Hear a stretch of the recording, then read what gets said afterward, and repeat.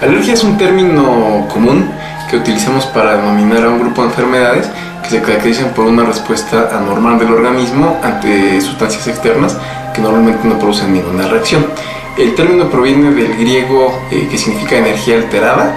Son dos raíces, alos, que es alteración, y ergos, que es energía. Entonces al juntarlos eso es lo que nos da.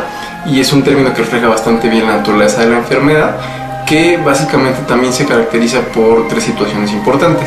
Primero, es un problema de tipo genético. Los problemas de alergia son cuadros familiares que se van presentando en diferentes generaciones. Por otro lado, tienen que ser problemas crónicos, es decir, que llevan más o menos un periodo de entre 3 y 5 años para poderse desarrollar plenamente, pero previamente existen varias manifestaciones de menor intensidad que nos llevan poco a poco hacia un cuadro más agresivo.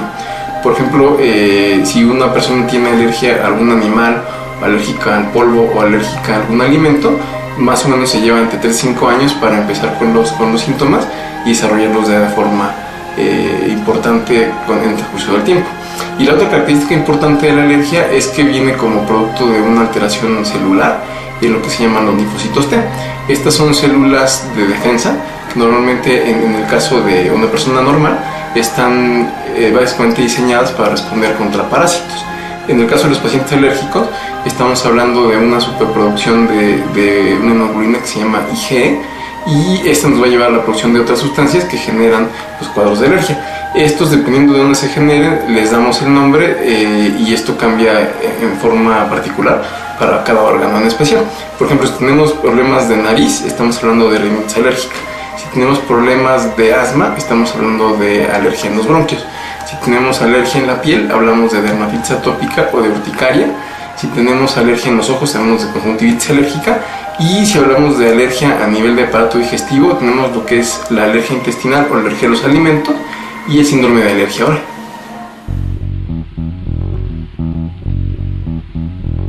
La rinitis alérgica es la inflamación de la nariz producida por una situación de alergia. En este caso encontramos básicamente 4 síntomas que se conocen como tetrada rinítica clásica y que se caracterizan básicamente por comezón, por estornudos, por secreción y por obstrucción. Entonces estos 4 síntomas pueden estar presentes en el conjunto, las 4 como tal, o puede predominar uno más que el otro.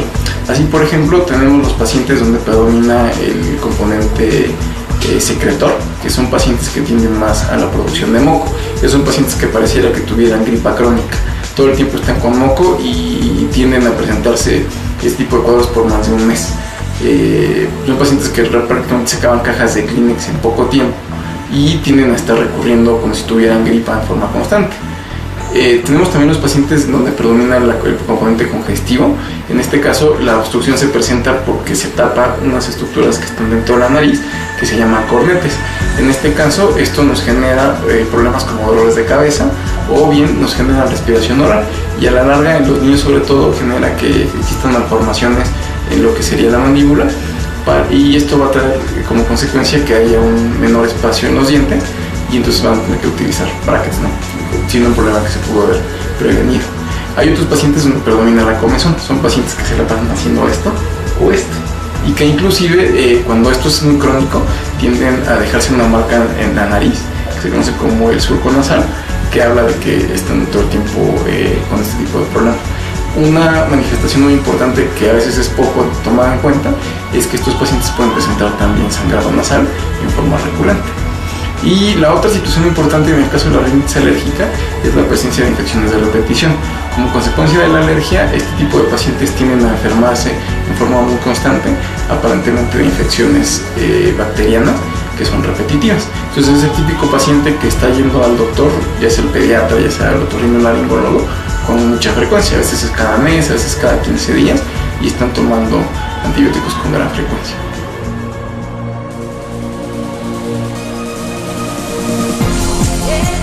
El asma es la inflamación de los bronquios producida por un problema de tipo alérgico. Tal vez es una de las enfermedades que más comúnmente podemos tener conocimiento porque es muy frecuente y porque es bastante común. Podemos decir que como en población pediátrica es la enfermedad más común a nivel crónico. El síntoma más característico para la gente es la presencia de lo que llamamos sibilancias que acompañan a la falta de aire. Las sibilancias o se manifiestan como chiflidos al momento de estar respirando y pueden producirse como consecuencia de la obstrucción de los bronquios. Sin embargo, esta no es la característica más importante del asma. La característica más importante del asma es la tos, que tiene que ser básicamente una tos en donde se presenta una gran cronicidad. Estamos hablando de más de 15 días. Es una tos que tiende a ser seca, aunque a veces puede ser con flema. Es una tos que tiende a aumentar con el ejercicio o con el frío, y característicamente es una tos que aumenta por la noche. Para que se den una idea y pueda quedar un poco más claro este concepto, podemos decir que los niños que tienen asma se parecen mucho a Fiona, el personaje de Shrek, que si ustedes recuerdan durante el día es una mujer muy guapa y se porta bien, ¿no? Pero en la noche se empieza a transformar y se vuelve un ogro.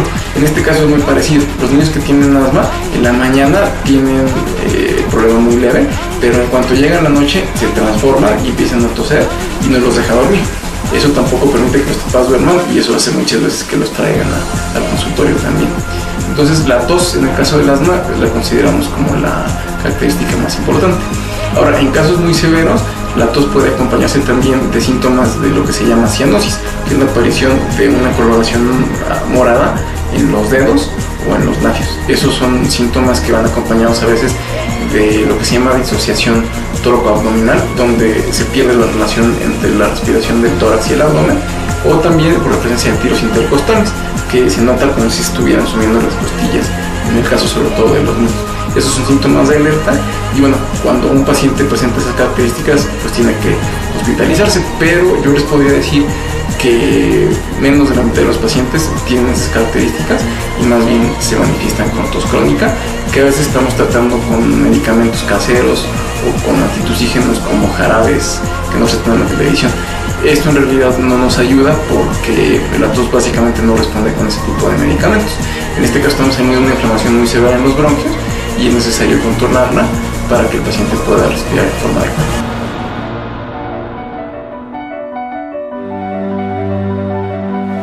La alergia en la piel puede manifestarse de dos formas diferentes. La primera de ellas se conoce como dermatitis atópica o también como neurodermatitis, y la segunda es la urticaria y el angioedema. En el caso de la dermatitis atópica hablamos de una enfermedad crónica que tiende a presentarse de los primeros meses de vida. En el caso de los niños muy pequeñitos, estamos hablando de menores de 1 año de edad, las afecciones más comunes tienden a ser en la cara. Estas partes, los cachetes, tienden a ser muy rojitos y tienden generalmente a quedarse como rasposos en forma crónica. Conforme aumentamos de edad, la dermatitis atópica cambia de localización para después, en las edades entre 1 y 12 años, se localiza sobre todo detrás de las orejas, en la nuca y en lo que serían también los pliegues de flexión, básicamente en estas partes o por detrás de la rodilla.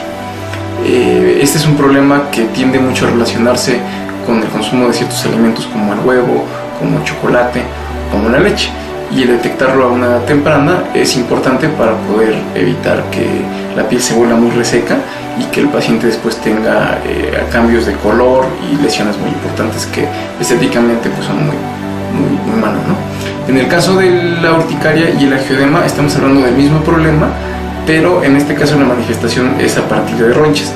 La urticaria es la presencia de ronchas básicamente en cualquier parte del cuerpo, y el angioedema es la misma reacción pero solamente en lo que son los labios y en lo que son los párpados, porque en este caso tanto los párpados como los labios tienen un poco más de grasa que el resto del organismo. Entonces aquí no hay roncha, aquí lo que pasa es que tienden a hincharse como si hubieran sido golpeados por un boxeador o como si se hubieran puesto un rabia muy intenso. Este caso de urticaria, por ejemplo, puede estar básicamente por alimentos, puede ser producido también por el consumo de algunos medicamentos, pero también se puede deber a causas no alérgicas como infecciones, por ejemplo. Sin embargo, el que exista este tipo de situaciones en una persona habla de que existe un fondo alérgico, ya sea a nivel cutáneo o a otros niveles como bronquial o a nivel nasal.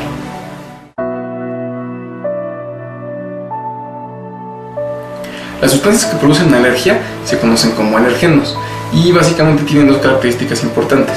La primera de ellas es que son sustancias de muy bajo peso molecular Y la segunda es que precisamente por esta situación son capaces de inducir la producción de un anticuerpo que se llama inmunoglobulina E y que es el responsable de todos los síntomas de alergia que vienen en forma secundaria. Básicamente los alergenos son los que producen este tipo de problemas y es fácil identificarlos. Siempre que hablamos de alergia tenemos que hablar de algún agente causal. Entonces no podemos hablar de que exista alergia al frío, no podemos hablar de que exista alergia a los cambios de temperatura, tampoco podemos hablar de que exista alergia a los solventes o a irritantes químicos, porque estas sustancias no poseen las características que habíamos mencionado antes. Por lo tanto, cuando sospechamos de un problema alérgico, es indispensable encontrar la causa para poder prevenirlo y para poder tratarlo de la manera más adecuada. Los problemas de alergia se diagnostican básicamente cuando nosotros detectamos la causa que está produciendo el problema, independientemente que sea en la nariz, que sea en los bronquios o que sea en la piel. Existen actualmente dos tipos de estudios que nos pueden ayudar para esta finalidad. El primero de ellos se llama RAST. Este estudio es un estudio donde se toma una muestra de sangre, el paciente se toma el tubo de ensayo, se pone a correr en una maquinita donde se busca la presencia de la proteína para la sustancia en particular. Este estudio es muy caro y es un estudio que no en todos los casos funciona bien. Hasta un 30-40% de los casos pueden ser negativos, aunque el paciente tenga sintomatología. El otro estudio que existe se llama Prick Test. Ese es un estudio donde el fundamento es muy similar, pero en este caso lo que se hace es aplicar las sustancias directamente en la piel. Para eso se utiliza la piel del antebrazo o la piel de la espalda, dependiendo de la edad del paciente.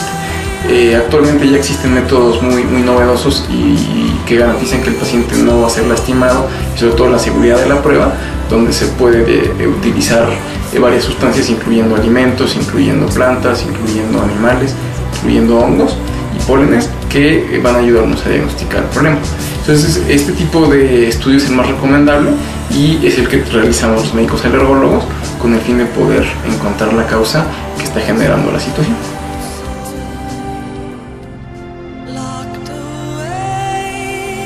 Una vez que el paciente se ha realizado las pruebas cutáneas y estas han sido positivas, está indicado el tratamiento para poder prevenir que los síntomas vuelvan a presentarse. Existen muchos medicamentos en el mercado que nos ayudan a controlar los síntomas. Existen los antihistamínicos, existen los descongestionantes nasales y existen también los broncodilatadores. Ese tipo de medicamentos nos ayuda para que los síntomas se puedan controlar, pero no los previene.